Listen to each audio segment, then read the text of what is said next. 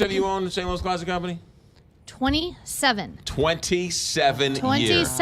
Okay, so in November, I don't know how to count this. In November, we will be starting our 28th year. So Okay. do you count it? Are we like So in the it's your- 28th anniversary, or do you count it at the end of the? I'd say 28. I'd say 28 too. I'd say 28. So in November, we're going to be 28. How about that? Congratulations. Happy anniversary. I'm too young. Yes, you are way too young. You're too young and sassy. You're way too young. Anything we should know about St. Louis Closet Company before we get to your small business segment? St. Louis Closet Company. I mean, we're this fall. Well, if we'd get to fall, right? Right. It's like a million degrees out today. No. I can't stand this weather.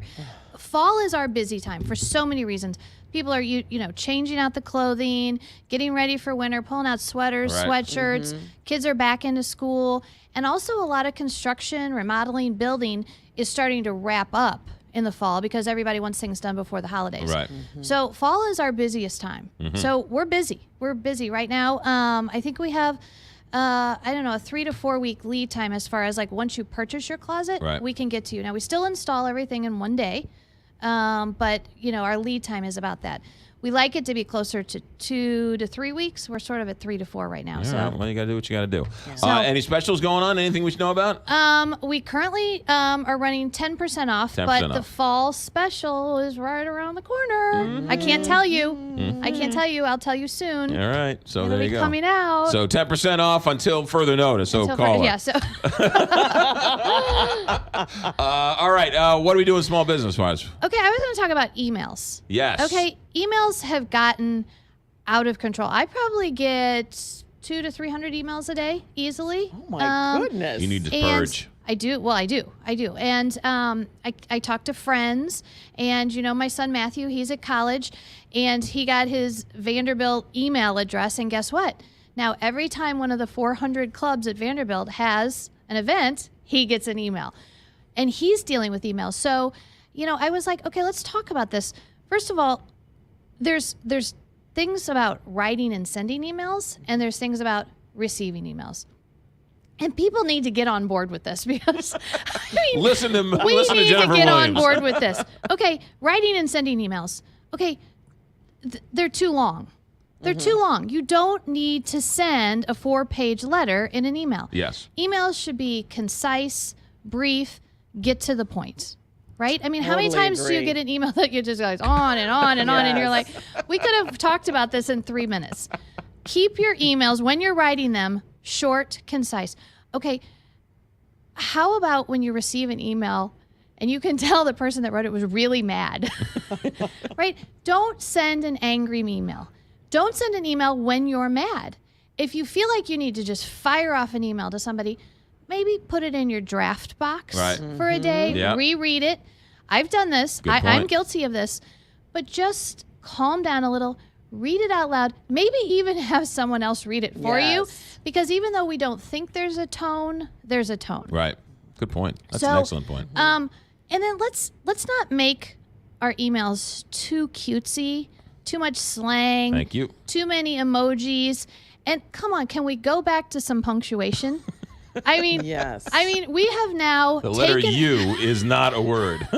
If you're texting, it's one thing. If you're texting with teenagers like I do, if you actually spell out the whole word and use punctuation, they make fun of you.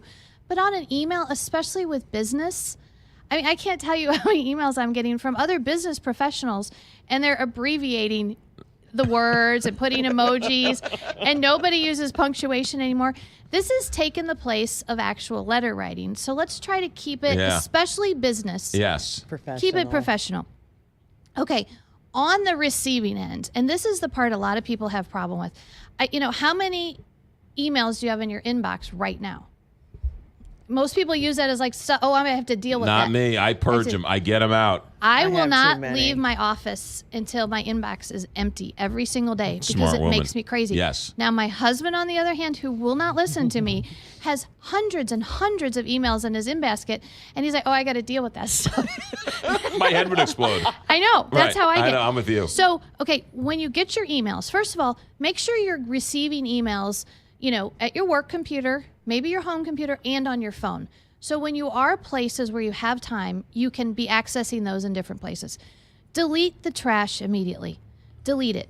Absolutely. You do not have to read every single email that comes through from Home Depot about every single tool and sale. Well, now those you actually have to read. Okay. No, all no, right. but you know what? Your point is brilliant because I do this. I'm like, oh, you know what? I like this this website. Right. I want to look at this later. They'll send you another one. Yeah. Right. So you don't have to save it. And when you're ready to read about Home Depot, guess what? You can go to them and read their stuff. So just because it's in your inbox doesn't mean you have to read it. So delete the trash immediately. Unsubscribe. If you keep getting, I get somehow, some way I got put on Talbot's email. And I bet I get 5 emails a day from Talbot's. And I was just deleting. I was like, wait a minute. I don't even shop there anymore. Right. And so maybe I just need to unsubscribe. Right. Guess we can scratch Talbot's off the list of sponsors. I'm sorry. No, it's a great store. I just don't. That's it. I'm not going to Talbot's either. We're done. No, it's a great store. Okay.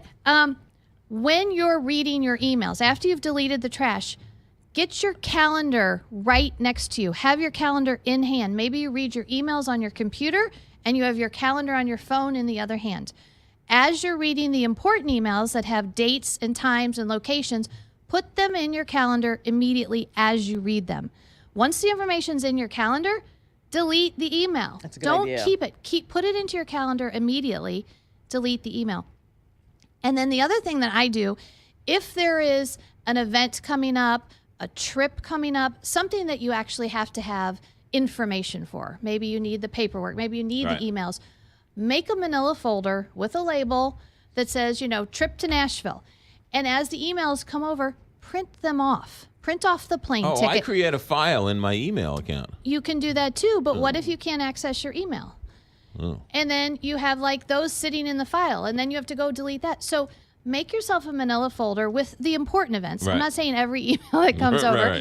And print off the plane tickets, print off the hotel reservations, put them in the file, and then delete the email. Then you have everything with you. You carry the folder with you on the plane, and you've got everything with you. That's why she can run a business and raise a family and do everything else successfully she can do. for 28 years. That's why. Well, dealing with emails is becoming a full-time job for so many people. And if you don't deal with it and you get too far behind, you get overwhelmed. I agree totally. Good stuff. Excellent stuff. Yes, very good. Yeah. Don't send her an email. Call her. And make sure you capitalize correctly. Well, punctuation, I really, I was the copy editor for my high school yearbook. So I still am 2 spaces after a period. Of course. Which is, it's going away now. They're teaching them in high school. It's just 1 space after a period. Why? Why? Because of Twitter? I don't know why. I don't think it has anything to do with Twitter. I think it's the new... These millennials, they've changed everything. Even 2 spaces after a period. 2 spaces. No, 2 spaces. Ask a current English teacher somewhere. It is now 1 space. I make my children crazy because they're like, Mom, will you proof my paper? And I read it. I'm like, add a space, add a space, add a space, add a space. And then they have to go back and correct it. The teachers can tell now if the parents were involved with helping the kids if there's 2 spaces. What is this world's going to hell in a handbasket? I know. 2 spaces after a period. 1 space after a period. The sentence is too close with just 1 space. I know, because you can't pause. Yeah, let it breathe.